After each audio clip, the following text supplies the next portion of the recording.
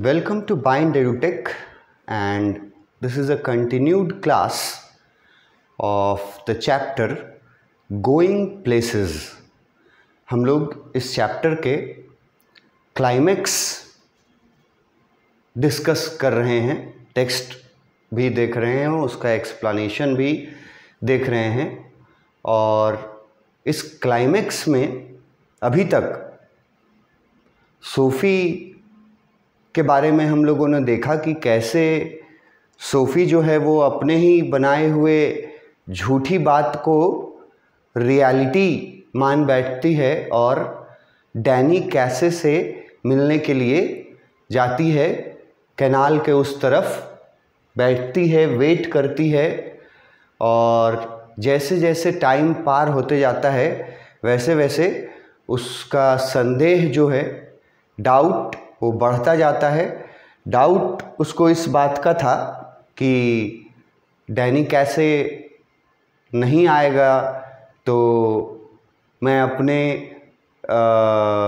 अपने फादर और अपने ब्रदर जॉफ को क्या जवाब दूंगी। वो लोग तो पहले से ही मुझे मेरी बातों पर विश्वास नहीं करते, और आज डैनी कैसे मिलने नहीं आया तो मैं उनको क्या जवाब दूंगी।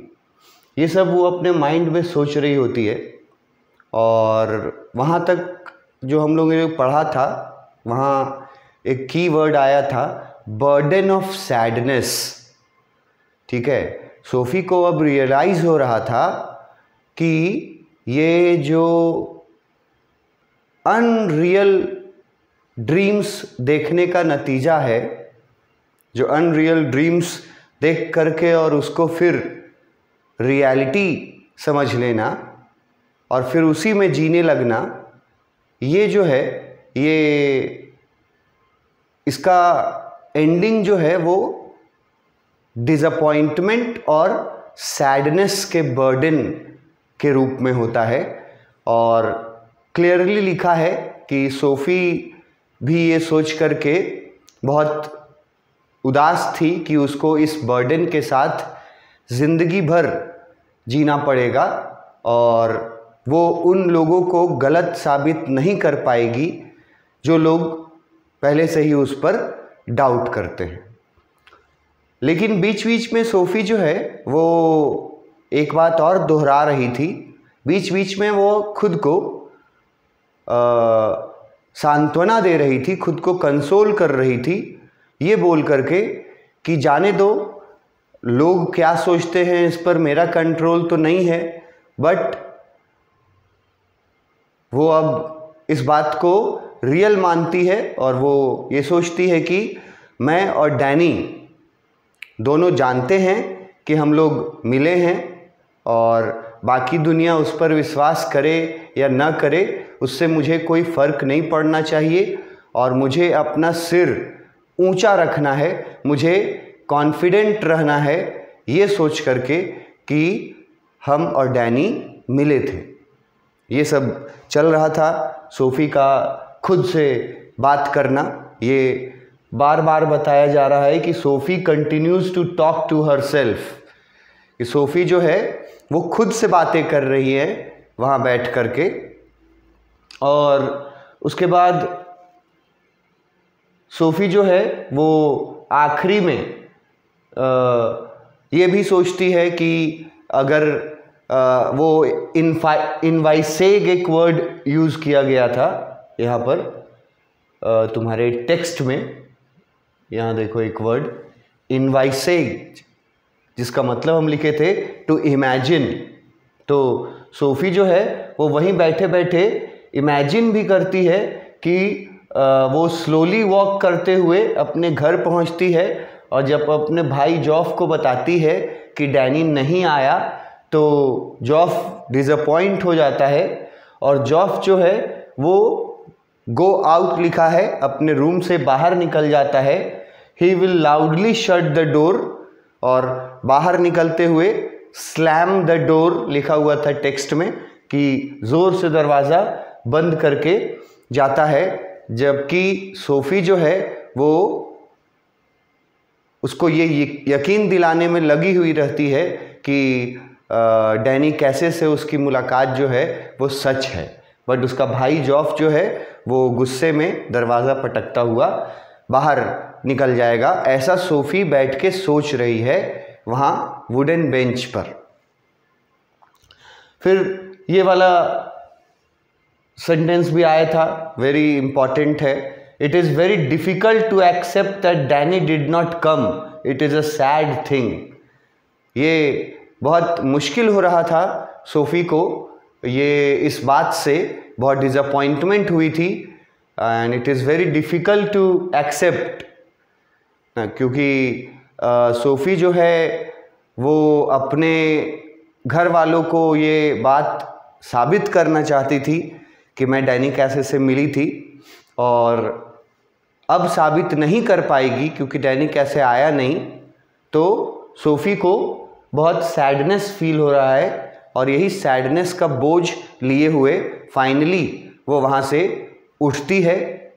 जब ओवर टाइम हो जाता है तो वो वहाँ से उठती है और धीरे धीरे चलते हुए अपने स्ट्रीट की ओर बढ़ती है। ये मैंने आपको बताया था कि सोफ़ी अपने साथ डिसअपॉइंटमेंट और सैडनेस लेकर के घर जा रही है, और इस डिसअपॉइंटमेंट और सैडनेस का रीज़न जो है वो है अनरियलिस्टिक ड्रीम्स देखना और आउटस्पोकन होना और डे ड्रीमिंग करना, आउट ऑफ रीच जो चीज़ें हैं उनके बारे में फेंकना किसी के सामने अपना इम्प्रेशन बनाने के लिए। तो ये सब चीज़ें अगर करते हैं या टीनेजर्स, तो लास्टली उनको डिसअपॉइंटमेंट और सैडनेस ही रिज़ल्ट में मिलता है, जो बहुत भारी होता है, जीवन भर उसका बोझ ढोना पड़ता है। वो जब घर जा रही होती है तो उसकी नज़र पड़ती है कि उसकी फादर की का जो बाईसाइकिल है वो एक पब के बाहर, पब वर्ड बताए थे, पब के बाहर लगा हुआ था, park outside the bar.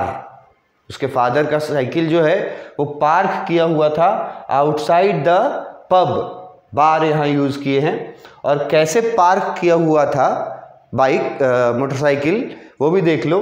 The bicycle is supported by the wall, मतलब बाईसाइकिल स्टैंड पे खड़ा नहीं किया गया था, बस दीवार के सहारे उसको सपोर्ट दे करके पार्क कर दिया गया था, है ना, आउटसाइड द बार।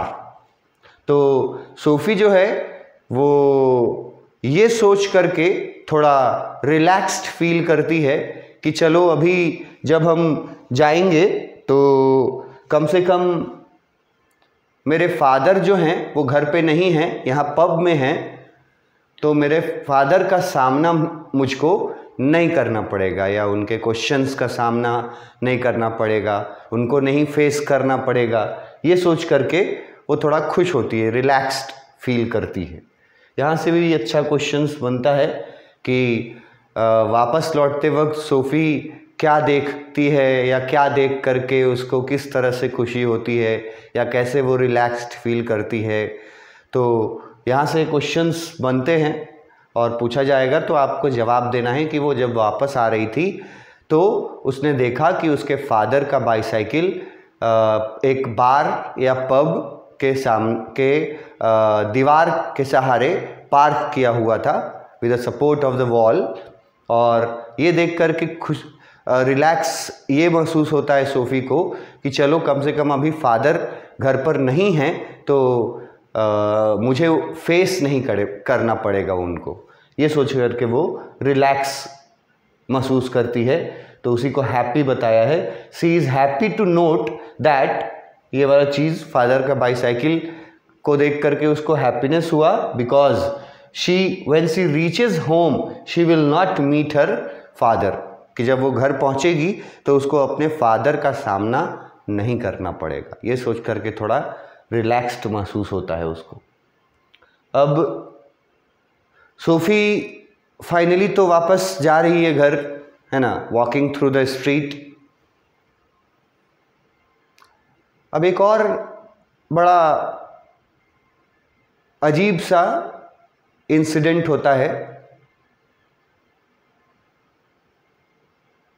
कि जैसे ही वो उस जगह पे पहुंचती है जिस जगह के बारे में उसने बताया था कि मैं उस जगह पर मिली थी, वो जगह के बारे में 2 वर्ड में याद रखना है। एक है आर्केड वर्ड और एक है रॉयसे। रॉयसे स्टोर का नाम है और आर्केड का मतलब शेल्टर्ड पाथ। तो सोफी जो है वो वापस आ रही है जब अपने घर, दुखी होकर के, with the burden of disappointment and sadness, तो वो उस जगह से गुजरती है, उसी आर्केड या जो रॉयसे स्टोर था उधर से ही वो वापस आ रही होती है। जैसे ही वो उस जगह पे पहुंचती है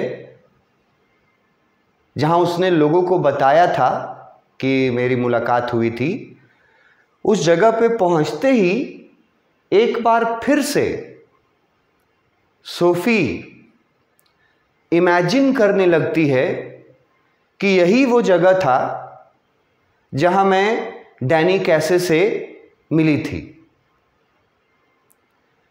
जैसा मैं पहले भी बोलता आया हूं कि सोफी जो है वो इस तरह से अपने आउटस्पोकन होने के वजह से और डे ड्रीमर होने के वजह से इस तरह से वो अपने ही झूठ में, अपने ही झूठी दुनिया बनाए हुए झूठी दुनिया में फंसी हुई है कि उस झूठ को भी वो अब रियलिटी मानती है। तो जैसे ही उस जगह पे पहुंचती है आर्केड के पास, तो वापस से इमेजिनेशन में चली जाती है और वापस से वही सब इमेजिन करती है जो उनके बीच हुआ था बात, जैसा उसने अपने भाई को, जॉफ को बताया था। हालांकि ये बात कभी हुआ ही नहीं है। सोफी की मुलाकात एक्चुअली में कभी डैनी कैसे से पर्सनल मुलाकात उसकी नहीं हुई है, लेकिन उसने बताया था झूठा कहानी बना करके जॉफ को कि आर्केड के पास मिली थी मैं।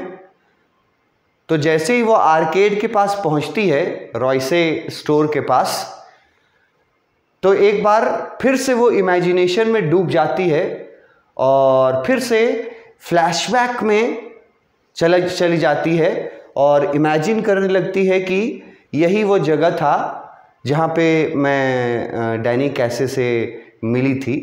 मतलब उसको वो बात रियल, क्योंकि अब उसको महसूस होता है, तो फिर से एक बार वो रिमेंबर करती है कि यहीं पर हम मिले थे और जब मिले थे तो फिर हमारे बीच क्या बातचीत हुआ था, वहाँ से ये जो हमारा टेक्स्ट का पार्ट है वो स्टार्ट हुआ है कि यहीं पर मिले थे। वो इमेजिन कर रही है और डैनी कैसे को सोफी पूछी थी, excuse me but are not you Danny कैसे। ये पहले भी हम लोग पढ़ चुके हैं कि उसने पूछा था कि क्या आप डैनी कैसे हैं, क्या आप डैनी कैसे हैं।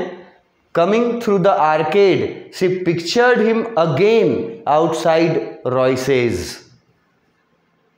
मतलब कि वापस जब आ रही थी तो फिर से एक बार उस जगह पे पहुंच करके और इमेजिन करने लगती है वो सब वाकया, वो सब बातचीत जो उनके बीच हुई थी,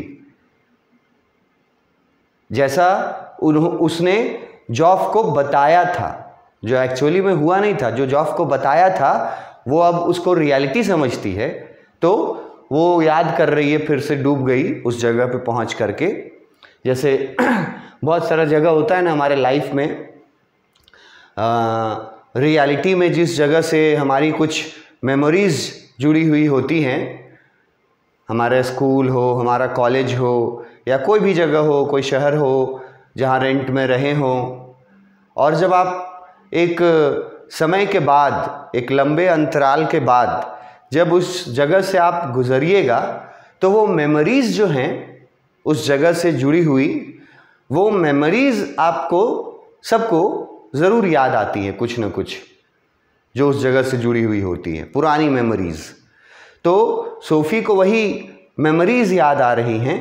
सोफ़ी ने पूछा था, क्या आप डैनी कैसे हैं? जब उसने डैनी कैसे को देखा, he turns reddens slightly, yes that's right. पहले तो वो थोड़ा हड़बड़ा गया ये सवाल सुन करके, ठीक है, सरप्राइज्ड हो गया कि क्योंकि वो मतलब एक्सपेक्ट नहीं करता था कि मुझे पहचानने के लिए मतलब बताना पड़ेगा। He was so well known figure कि वो ये एक्सपेक्ट करता था दैट एवरीबडी नोज हिम। तो जब सोफ़ी ने पूछा कि क्या आप डैनी कैसे हैं, तो वो थोड़ा सरप्राइज्ड हुआ। फिर उसने बोला था यस दैट्स राइट, कि हाँ मैं डैनी कैसे हूँ, यस दैट्स राइट। सोफ़ी उससे क्या बोलती है, I watch you every week with my dad and my brothers. Sophie आगे बोलती है डैनी कैसे से कि मैं आपका मैच हर वीक अपने भाई और अपने भाइयों और अपने फादर के साथ हर वीक मैं आपका मैच देखने जाती हूँ। We think you are great, और हम लोग सब कोई का ये मानना है कि आप एक ग्रेट प्लेयर हो। We really admire you.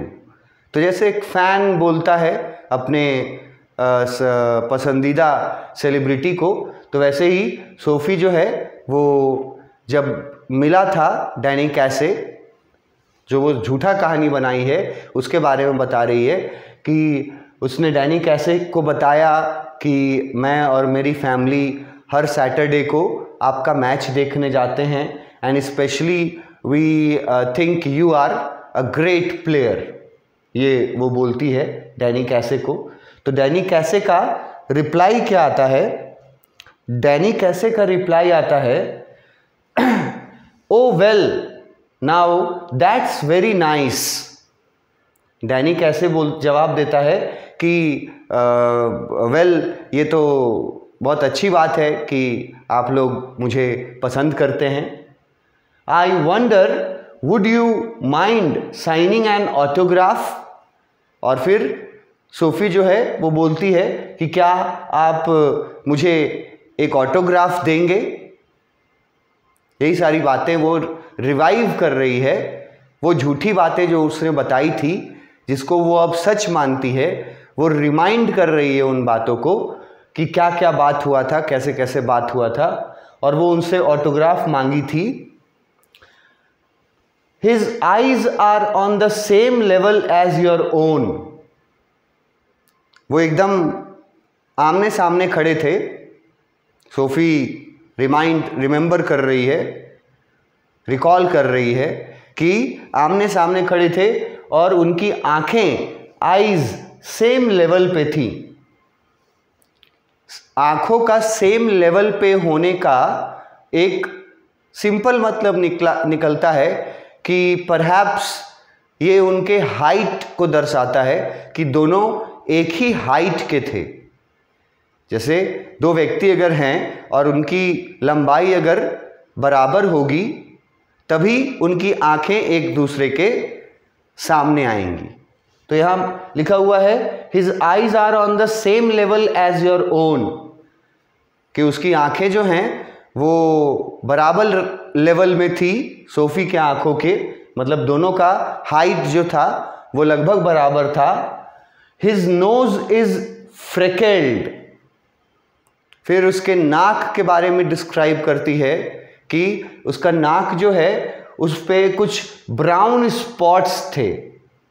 फ्रेकेल्ड word का मतलब है कुछ ब्राउन स्पॉट्स थे उसकी नोज पर, डैनी कैसे के नोज पर। एंड टर्न्स अपवर्ड स्लाइटली, और उसका नोज जो है वो थोड़ा ऊपर की ओर मुड़ा हुआ था। ये सब वो रिमाइंड कर रही है, ठीक है। And when he smiles he does so shyly exposing teeth between gaps between. उसके बाद वो रिमाइंड कर रही है अपने इमेजिनेशन को कि दोनों का हाइट लगभग बराबर था, उनकी आंखें लगभग बराबर सेम लेवल पे थी, और उसके नोज़ के बारे में डिस्क्राइब करती है कि उसके नोज़ पे कुछ ब्राउन स्पॉट्स थे, फ्रेकल वर्ड है, और स्लाइटली बेंट अपवर्ड्स। उसके नोज़ के बारे में दो चीज़ें वो नोटिस करती है कि वो स्लाइटली बेंट है अपवर्ड, ऊपर की ओर, और कुछ ब्राउन स्पॉट्स हैं उसके नोज़ पर। फिर उसके स्माइल के बारे में याद आता है उसको कि वो बहुत जेंटल तरीके से उसका स्माइल था, और जब वो स्माइल करता था तो उसके टीथ जो हैं वो विजिबल होते थे। जब वो स्माइल करता था तो उसके दांत जो हैं वो दिखाई देते थे। His eyes are green, green eyes पहले भी बता चुके हैं। And when he looks straight at you, they seem to shimmer। उसकी ग्रीन आइज थी, पहले भी एक बार पढ़े हम लोग, जेंटल आइज थी, और यहां लिखा हुआ है when he look straight at you, कि जब वो सीधा अपनी आंखों से आपकी आंखों में देखता है तो उसकी आंखें they seem to shimmer. Shimmer word use किया है टेक्स्ट में, जिसका मतलब है शाइनिंग, या एक और वर्ड है ट्विंकलिंग, जैसे स्टार ट्विंकल करते हैं ना, स्टार शाइन करते हैं, वो शिमर वर्ड है कि उसकी आंखों में एक चमक था, ठीक है। ग्रीन आइज, जेंटल आइज, और जब वो आपको देखता है तो आपको उसकी आंखों में एक शाइन नजर आता है, शिमर नजर आता है। दे सीम जेंटल ऑलमोस्ट अफ्रेड, और उसके आंखों को जेंटल बोली है पहले भी, और लिखी है ऑलमोस्ट अफ्रेड, और उसकी आंखों में उसको थोड़ा डर भी दिख रहा था। Almost afraid like a gazelles. ये गेजल वर्ड भी पहले भी आ चुका है, जो लोग देखे होंगे उनको पता होगा। मैंने उस समय बताया था कि गेजल जो है वो हिरन का एक प्रजाति है, हिरन जैसा ही दिखने वाला। हिरन मतलब में बहुत सारे प्रजातियां हैं, नस्ल हैं हिरन की, तो उसमें से एक जो है उसको गेजल बोला जाता है। और हिरन की आंखों से कंपेयर किया है डैनी कैसे की आंखों को। हिरन की आंखों से कंपेयर किया है डैनी कैसे की आंखों को। क्यों? क्योंकि जिस तरह से एक गेजल की आंखों में डर नजर आता है, वैसे ही डैनी कैसे की आंखों में उसको थोड़ा डर नजर आया। ऑलमोस्ट अफ्रेड लिखा हुआ है, ऑलमोस्ट अफ्रेड लाइक गेजल्स। जैसे गेजल्स होती हैं, वो उनकी आंखों में देखिएगा आप तो आपको साफ साफ दिख जाएगा कि वो डरी हुई हैं, वो तुरंत भाग जाती हैं। हल्की सी भी आहट होती है तो भाग जाती है हिरन। तो वैसा ही एक अफ्रेड, फियर दिखा उसकी आंखों में सोफी को, तो कंपेयर की है गेजल की आंखों से। ये भी सवाल पूछा जा सकता है कि गेजल्स की आईज से कंपैरिजन हुआ है, क्या सिमिलैरिटी है, क्यों कंपेयर किया गया है, या किसकी आंखों से कंपेयर किया है डैनी कैसे की आंखों का, और क्यों किया है। कोई भी सवाल यहाँ से आ सकता है। तो गेजल की आंखों में जिस तरह से डर नज़र आता है, वैसा ही एक डर सोफी को नज़र आ रहा था डैनी कैसे के आंखों में, इसीलिए उसने गेजल्स आई लिखा है।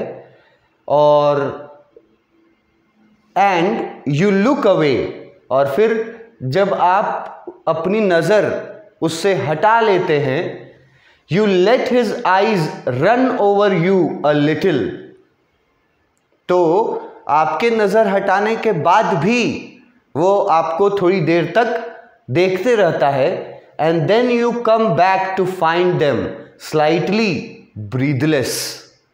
और उसके बाद सोफी जो है वो दोबारा जब देखती है उसकी आंखों में, तो सोफी जो है वो काफ़ी ब्रीथलेस हो जाती है। मतलब एक ऐसा कंडीशन जब आप एक्सट्रीम एक्साइटमेंट में होते हैं, जब आपका कोई सपना पूरा हो जाता है किसी से मिलने का, स्पेशली कि आपका अगर किसी सेलिब्रिटी से मिलने का जिसको आप हीरो वर्शिप करते हो, अगर टीनेजर को अपने उस सेलिब्रिटी से आमने सामने मिलने का और बात करने का मौका मिले, तो उस समय जो एक्साइटमेंट होता है उसको यहाँ ब्रेथलेस वर्ड से डिस्क्राइब किया है। मतलब आउट ऑफ ब्रेथ हो जाते हैं, अचंभित हो जाते हैं, हम लोग को समझ में नहीं आता है कि क्या करें, हमारी सांसें रुक जाती हैं थोड़ी देर के लिए ऐसे सिचुएशन में। तो ये वर्ड ब्रेथलेस वर्ड जो है वो बताता है कि सोफ़ी जब डैनी कैसे सोफ़ी को देख रहा था, दोनों की आंखें एक लेवल पे थीं और डैनी कैसे की आंखों में एक चमक दिखाई देता है सोफ़ी को।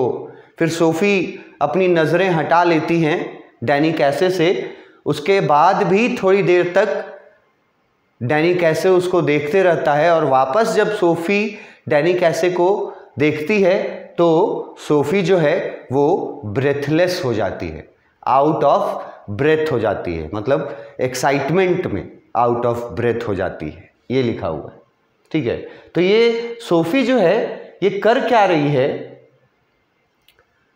ये इतना डिस्क्रिप्शन जो दे रही है, ये कहाँ खड़ी होकर के दे रही है और क्या कर रही है,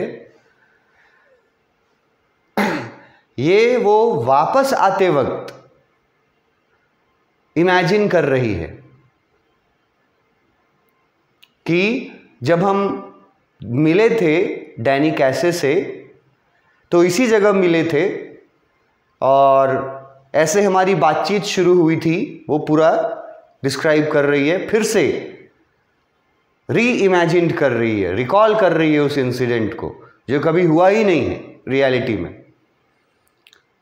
आँखों को सेम लेवल में बताना, उसके स्माइल के बारे में बताती है, ठीक है, आँखों में शाइन के बारे में बताती है, और फिर बताती है कि एक्साइटमेंट में वो आउट ऑफ ब्रेथ हो जाती है उससे आंखें मिलाने के बाद। ये सोफ़ी डिस्क्राइब करती है, री इमेजिन करती है उस जगह पे पहुंच करके जहां उसने लोगों को झूठा बोला था कि मैं यहीं पर मिली थी डैनी कैसे से। तो इसका एक्सप्लेनेशन देख लो एक बार। सोफ़ी फिर से इमेजिन करने लगती है, वो देखती है कि डैनी कैसे जो है वो आर्केड से निकला है, रॉयसे के बाहर आर्केड से निकला है डैनी कैसे। वो उससे पूछती है कि क्या वो डैनी कैसे है, वो रिप्लाई करता है।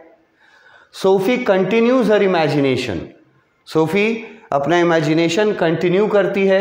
सोफ़ी उसको बताती है कि वो अपने फादर और ब्रदर के साथ हर वीक उसका मैच देखने जाती है, ठीक है, और वो सभी लोग ये मानते हैं that he is a great player, ये बताती है। और डैनी रिप्लाई देता है it was so nice of them, कि ये उनका वो बहुत आभारी है कि वो उसको एक अच्छा प्लेयर मानते हैं। और उसके बाद वो उससे ऑटोग्राफ मांगती है, ठीक है। फिर लिखते हैं सोफ़ी